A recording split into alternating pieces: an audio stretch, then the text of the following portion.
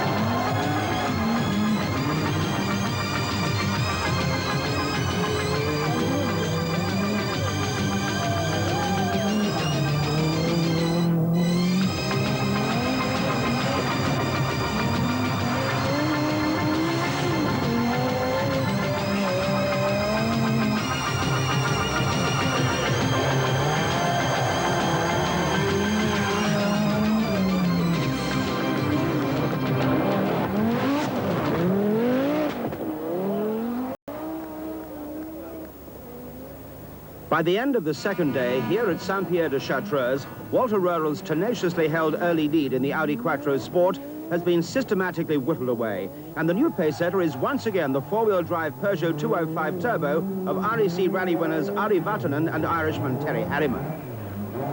After some splendid driving on dry asphalt, Henry Toivonen two-wheel drive Lancia is at an obvious disadvantage on this fresh snow, and his teammate Vicky Biasio has a similar problem and is being rapidly overhauled by the world champion Stig Blomqvist in another Audi Quattro.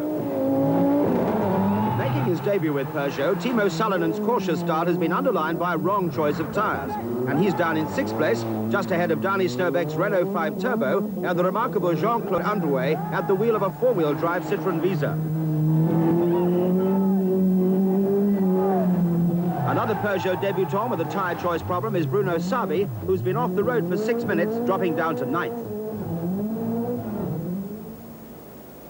After an overnight halt in Grenoble on Monday, the rally is set to turn south for the long trek through the Alps and down to Monte Carlo. Vatanen's Peugeot looks secure in a 2-minute lead and shows every sign of extending the advantage over Walter Röhrl, who, despite a suspension change, is unable to match the speed of the French car. Having overhauled Blomqvist the previous night, Salonen is now third, but the Audi driver had been in trouble on the previous day with a turbocharger failure, and there is now only 16 seconds between them. Toivonen's 5th place Lancia is spectacularly fast when the roads are dry, but Savi's Peugeot is now only 1 place behind. As dawn breaks on Wednesday morning at Sisteron, a dramatic turn of events has brought the rally to life. As a result of a co-driving error, Vatanen's Peugeot has been penalized 8 minutes, and a seemingly impregnable lead has been handed to Walter Röhrl, who, suddenly finding himself 4 minutes ahead of the Peugeot, is now trying desperately hard to consolidate his position.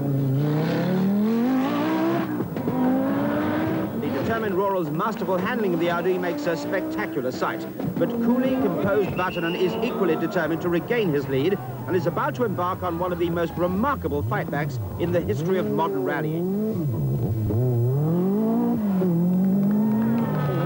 The diminutive Peugeot is now in hot pursuit. By comparison, his Peugeot teammate Salonen, in a secure 3rd place, looks positively sedate.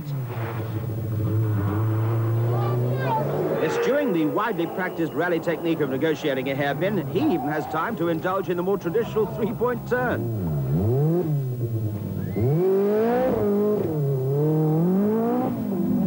Never entirely at home on the asphalt roads of the French Alps, Blomqvist nevertheless holds 4th place on only his 2nd appearance in the short wheelbase Quattro Sport. And there's obviously nothing wrong with his car control. Having lost a lot of time on snow and ice at the summits of the cols, Toivonen in the Lancia is doing his best to make up for it on the dry sections at lower altitudes.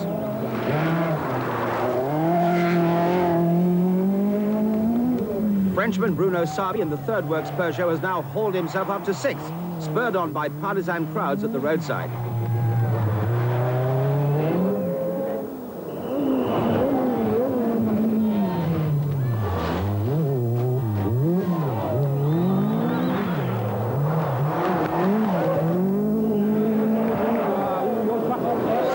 practicing his three-point turns is Mickey Biassion in the second Lancia.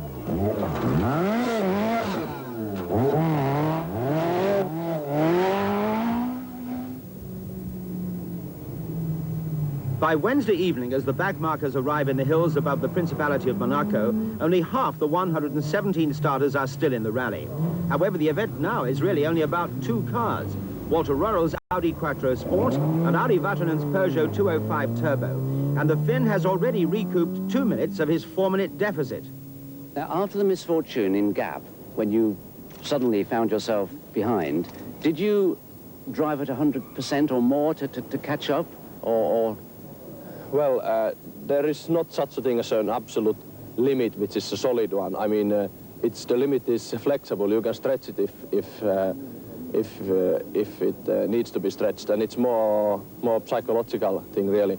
And in any case, I didn't think about the Gap incident. I didn't think about what will happen at the end of the rally. I just concentrated on my driving, and that's what I'm going to do today as well. I just try to do my best, and that's all I can do. Yesterday, it's quite easy that Ari is passing me, and I don't think it's something special. I try to go as fast as possible, but I'm sure these 2 minutes are not enough. Are you resigned to the fact this new Peugeot, then, is just too fast for the Audi? No, I only know that Ari is too fast for me. The complete professional and diplomatic to a fault. Walter Rural nevertheless realizes that a defense of his rapidly diminishing lead is an almost hopeless task, and the Peugeot closes in remorselessly as the cars charge into the hills above Monte.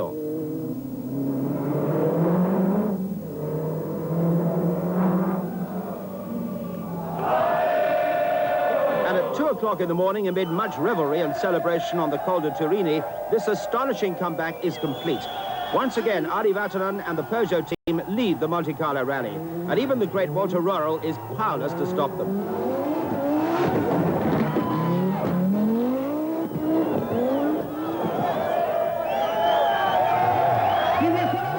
Saladin's Peugeot goes through in 3rd place, and Rural's Audi teammate Blomqvist is 4th. Sabi brings his Peugeot home 5th, and Toivonen spirited efforts bring a 6th place finish for Lancia, a factor which has not gone unnoticed by a large Italian contingent who have reserved a special welcome for their other young hero, Mickey Biassion, who's being held up by another Italian car, an Alfa Romeo driven by Bertrand Ballas.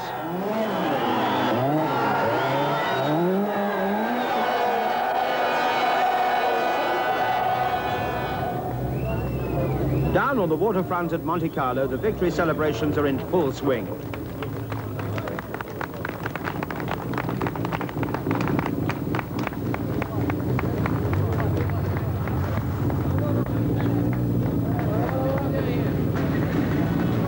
A final stage electrical failure on Rural's splendidly driven Audi has boosted Vatanen's victory margin to no less than 5 minutes and 17 seconds, and this despite an 8-minute penalty. Peugeot's total domination is as complete as Vatanen's satisfaction is obvious. The French team have now won their last 4 World Championship rallies in succession. Where will it all end? Opening round of the 9th Britain